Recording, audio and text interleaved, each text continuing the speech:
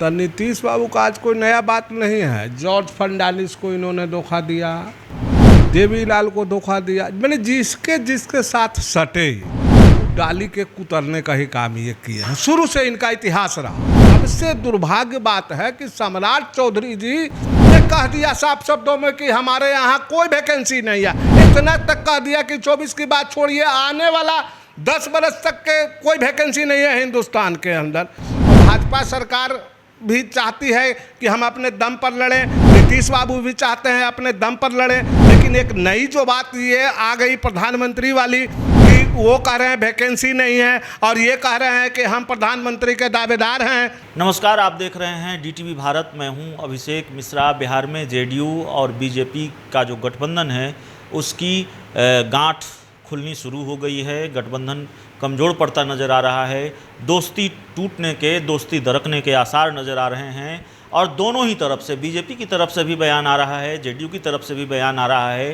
कल दोपहर उपेंद्र कुशवाहा ने सीएम नीतीश कुमार को पीएम मटेरियल बता दिया और देर शाम होते होते ये खबर आ गई कि बिहार सरकार के मंत्री, बीजेपी के नेता भी हैं सम्राट चौधरी, उन्होंने औरंगाबाद में भारतीय जनता युवा मोर्चा की बैठक को संबोधित करते हुए ये कह दिया कि प्रधानमंत्री नरेंद्र मोदी के कहने पर नीतीश कुमार को मुख्यमंत्री बनाया गया है। और उन्होंने यह भी कहा, या फिर नीतीश कुमार मुख्यमंत्री बने हैं, सम्राट चौधरी ने यह भी कहा कि नीतीश कुमार तो बनना नहीं चाहते थे, नीतीश कुमार की 43 सीटें हैं, गठबंधन में सरकार चलाना मुश्किल हो रहा है, बीजेपी के जो राज्य हैं यूपी और दूसरी जगह पर जो हमारी सरकार है उस तरह से हम फैसले नहीं ले पा रहे हैं। तो आखिर ये सरकार कब तक चलेगी?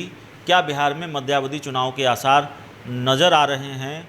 और सम्राट चौधरी के इस बयान के क्या मायने हैं, इसको हम समझने की कोशिश करेंगे। हमारे साथ जन अधिकार पार्टी के फायर ब्रांड प्रवक्ता, फायर ब्रांड नेता संजय सिंह पप्पू हैं। हम उनसे समझने की कोशिश करेंगे इस बयान के क्या मायने हैं। देखिए, जहाँ तक बात है नीतीश बाबू का, तो नीतीश बाबू का आज कोई नया बात नहीं है। जॉर्ज फर्नांडिस को इन्होंने धोखा दिया, देवीलाल को धोखा दिया, मैंने जिसके साथ सटे वो डाली के कुतरने का ही काम ये किए हैं। शुरू से इनका इतिहास रहा है।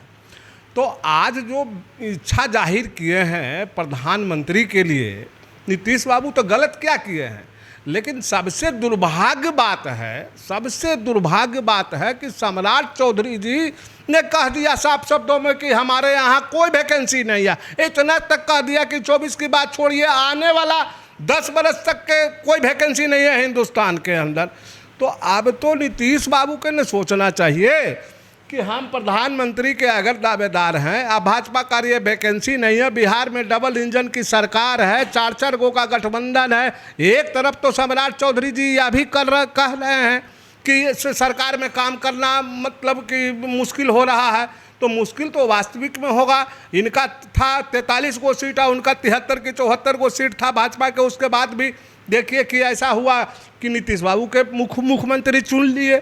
चलिए, सब कुछ ठीक है, लेकिन हम यही बोलेंगे कि अगर उनकी चाहत है कि मैं वास्तविक प्रधानमंत्री का कैंडिडेट हूँ, तो भले ही भाजपा में वैकेंसी नहीं है, लेकिन जो स्थिति हालात है देश का, महंगाई का वही आलम है, देखिए रहे हैं आप, बेरोजगारी का वही हालत है।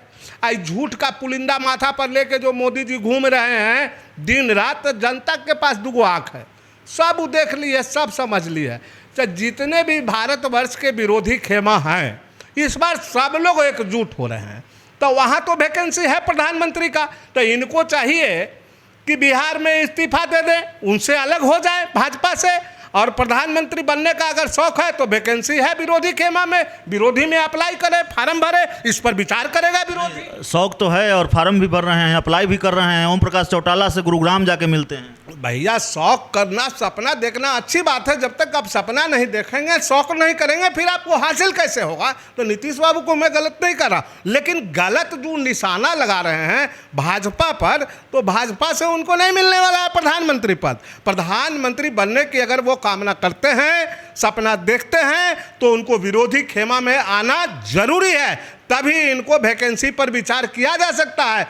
उन्होंने सम्राट चौधरी ने तो ठीक है बोला कि हमारे यहाँ किसी तरह का कोई वैकेंसी नहीं है, तो मैं उनको गलत नहीं बोलूँगा। फार्म भरेंगे नीतीश कुमार तो आप लोग मदद कीजिएगा। हम लोग मदद करेंगे कि नहीं करेंगे, पूरा विरोधी दल विचार करेंगे, पूरा देश के लोग विचार करेंगे। कल तक तो ये थे डबल इंजन की सरकार के साथ, आपने देखा स्वास्थ्य मंत्री बदल दिए, स्वास्थ्य मंत्री जैसे ही बदले आपने भी देखा और सुना होगा। हम तो खैर बांटने में ही थे, दवा की कमी थी देश के अंदर इस कोरोना काल में, ऑक्सीजन की कमी थी, तमाम असुविधा थी स्वास्थ्य संबंधी, तो हम लोगों ने अपने हाथों से ऑक्सीजन बांटा। आदरणीय पप्पू यादव जी ने न जाने कितनों हजारों ऑक्सीजन बांटा, और उसके बाद बेशर्मी की तरह केंद्रीय मंत्री ने क्या जवाब दिया लिखित में, आपने देखा कि बिना ऑक्सीजन की कोई कमी थी ही नहीं। बिहार के स्वास्थ्य मंत्री ने भी कहा, तो स्वास्थ्य मंत्री ने, अरे वो तो जो बोला सो ही डबल इंजन वाला सरकार, उसको समर्थन किया, जमाया, लेकिन वास्तविकता तो जनता सब देख रही है ना।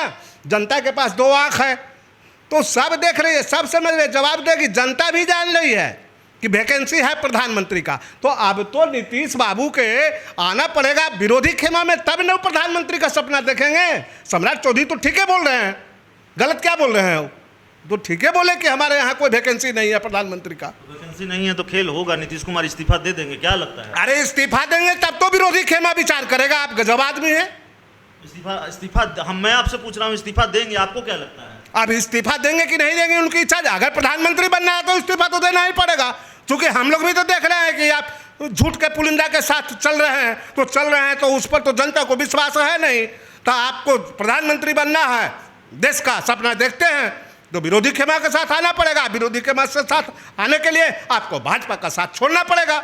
लेकिन बहुत खेल के आसार नजर, कई तरह के खेल बिहार की राजनीति में होने के आसार नजर आ रहे हैं। आप ही कई बात कहते हैं। हम वापस फिर लौटेंगे मुकेश, चूँकि एक जानकारी आ गई है अभी ताज़ा मुकेश सहनी को लेकर। कल एक इंटरव्यू शायद आपने देखा होगा, देश के बड़े टीवी चैनल पर तेजस्वी यादव से जब पूछा गया इंटरव्यू के दौरान कि क्या मुकेश सहनी को महागठबंधन में लाएंगे, जीतन राम मांझी को महागठबंधन में लाएंगे, खेल का दावा आप करते हैं, तो उन्होंने कहा कि देखिए टीवी पर इसका खुलासा नहीं किया जाता, लेकिन पर्दे के पीछे चीज़ें होती हैं। अब एक जानकारी हमारे पास आई कि without Mukesh Sahani VIP party के विधायकों को आरजेडी अपने पाले में लाने की कोशिश कर रही है, और इस पर बयान आया आरजेडी के जो प्रवक्ता हैं शक्ति सिंह यादव का। उन्होंने कहा कि देखिए राजनीति संभावनाओं का खेल है, और मुकेश सहनी के विधायक तो मुकेश सहनी के साथ हैं भी नहीं। टूट रही है क्या वीआईपी पार्टी, कैसे देख रहे हैं? आरजेडी के प्रवक्ता शक्ति सिंह यादव ने ठीक ही कहा कि राजनीति संभावनाओं का खेल है। अब जहाँ तक बात है, आप भी सुन रहे हैं और हम भी सुन रहे हैं, ये जो सरकार डबल इंजन का आज जो सरकार बना हुआ है बिहार में, ये जबरन बनी थी सरकार। जनता भी जान रही है कि बहुमत किसी और का था, सरकार किसी और ने बनाया। तो ऐसी स्थिति में जो उनके प्रतिद्वंदी पार्टी हैं आरजेडी, वह तो बाहर प्रयत्नशील है ही सरकार बनाने के लिए, तो वो अपना राजनीति की बात है, वो दाव पेच अपना कर रहे हैं। किस तरह से हो सकता है कि उनको सफलता मिल जाए, उसमें हम कुछ कटाक्ष नहीं कर सकते हैं कि किस तरह से उन रणनीति तय किए हैं, तो इस पर हम ज़्यादा कुछ बोलना उचित नहीं समझेंगे। एक आखिरी सवाल है आपसे, सवाल ये है कि आप वाकई कह रहे हैं कि आप लगातार ये कह रहे हैं, और आप नहीं, विपक्ष के कई दल, खुद तेजस्वी यादव भी कहते रहे हैं कि ये सरकार गिर जाएगी, ज़्यादा दिनों तक नहीं चलेगी, घटनाक्रम भी उस ओर इशारा करते हैं। 4 दल हैं एनडीए में, इन 4 दलों के सहारे बिहार की सरकार है, 4 दलों का गठबंधन है। बीजेपी जो सबसे बड़ी पार्टी है, अपने ही गठबंधन के साथियों को उनकी हैसियत बताती रही है। नीतीश कुमार को लेकर बीजेपी का जो रवैया है, नीतीश कुमार और उनकी पार्टी जेडीयू को लेकर बीजेपी की तरफ से जो बयान आ रहे हैं सम्राट चौधरी को, वो आप देख रहे हैं, सुन रहे हैं, लोग देख रहे हैं, सुन रहे हैं। वीआईपी पार्टी जो एक और महत्वपूर्ण सहयोगी है, जिसके बारे में कहा जाता है कि उनके 4 विधायकों के बूते सरकार टिकी हुई है, वीआईपी पार्टी को भी बीजेपी ने, खासकर सुप्रीमो मुकेश सहनी को बीजेपी ने उनकी औकात बता दी है। यूपी में भी, बिहार में भी मुकेश सहनी को सामने आकर ये कहना पड़ा कि हमारी नहीं सुनी जाती। हिंदुस्तानी आवाम मोर्चा के राष्ट्रीय अध्यक्ष बिहार के पूर्व सीएम जीतन राम मांझी बीजेपी पर हमलावर रहते हैं, नाराज रहते हैं। तो बीजेपी अपने तीनों महत्वपूर्ण सहयोगियों को समय दर समय उनकी राजनीतिक हैसियत, उनकी औकात उनको बताती रही है। ऐसे में क्या देख पा रहे हैं बिहार में, वाकई बीजेपी अपने दम पर सरकार बनाने की, अपने दम पर चुनाव लड़ने की तैयारी कर रही है? देखिए, अपने दम पर तैयारी कर रही है, ये बात आपने अच्छा सवाल किया। सबसे पहली तो बात है कि एक सर्वोपरि न्यायालय होता है, न्यायालय ने कह दिया कि बिहार सरकार माइंडलेस है, तो किसकी क्या यहाँ वैल्यू है यह स्पष्ट हो चुका है। केवल ये मैटर मुद्दा सम्राट चौधरी जी का नहीं है, तमाम इनके जितने भी मंत्री हैं मंत्रिमंडल में सबका एक ही हाल है, अफसरशाही है, अफसर किसी का सुनता नहीं। ये बात पहले भी आ चुका है, तो उसमें कहीं बोलने की ज़रूरत नहीं है, जग जाहिर है। और जहाँ तक बात है नीतीश बाबू का और भाजपा सरकार की, तो भाजपा सरकार भी चाहती है कि हम अपने दम पर लड़ें, नीतीश बाबू भी चाहते हैं अपने दम पर लड़ें। लेकिन एक नई जो बात ये आ गई प्रधानमंत्री वाली कि वो कह रहे हैं वैकेंसी नहीं है और ये कह रहे हैं कि हम प्रधानमंत्री के दावेदार हैं। कुशवाहा जी ने साफ साफ में तो खुलासा कर दिया।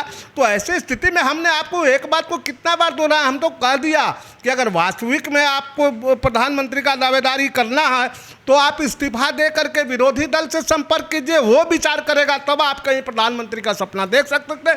भाजपा की सरकार में आपको प्रधानमंत्री बनने का अवसर नहीं मिलेगा। चलिए ठीक है, आपकी बात नीतीश कुमार मान लेते हैं और वाकई वो बीजेपी से अलग हो जाते हैं, गठबंधन से अलग हो जाते हैं और वो सेनापति बन जाते हैं। गैर बीजेपी दलों के खिलाफ गैर बीजेपी दलों का एक गठबंधन अगर बनता है, विपक्ष का एक गठबंधन बनता है, उसके सेनापति उनको बना दिया जाए, उस सेना में जन अधिकार पार्टी शामिल होगी।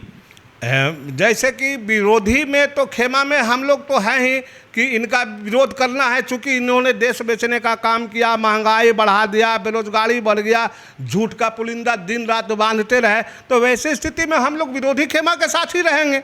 नीतीश सेनापति रहेंगे तो रहिएगा ना। अब नीतीश सेनापति रहेंगे कि नहीं रहेंगे यह हम अभी फैसला नहीं कर सकते हैं और आप फैसला नहीं कर सकते हैं। ये तो विरोधी गुट जो फैसला करेगा वही मान्य होगा, जो विरोधी गुट फैसला करेगा हम लोग उसके साथ चलेंगे। चलिए, जो विरोधी गुट फैसला करेगा जन अधिकार पार्टी उसके साथ रहेगी। संजय सिंह पप्पू जी से हम बात कर रहे थे और जो सबसे बड़ी बात, सबसे बड़ा जो घटनाक्रम है, बड़ा बयान है कि नीतीश कुमार को पीएम मटेरियल बताया गया है और बीजेपी की तरफ से बयान आया कि अभी वैकेंसी नहीं है।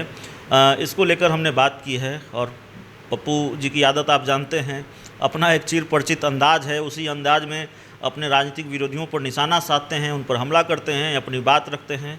तो उसी बेबाकी के साथ, उसी चिर परिचित अंदाज में इन्होंने अपनी बात रखी है। इस पूरे इंटरव्यू में इतना ही। कैमरामैन विकास के साथ DTV भारत के लिए अभिषेक मिश्रा, पटना।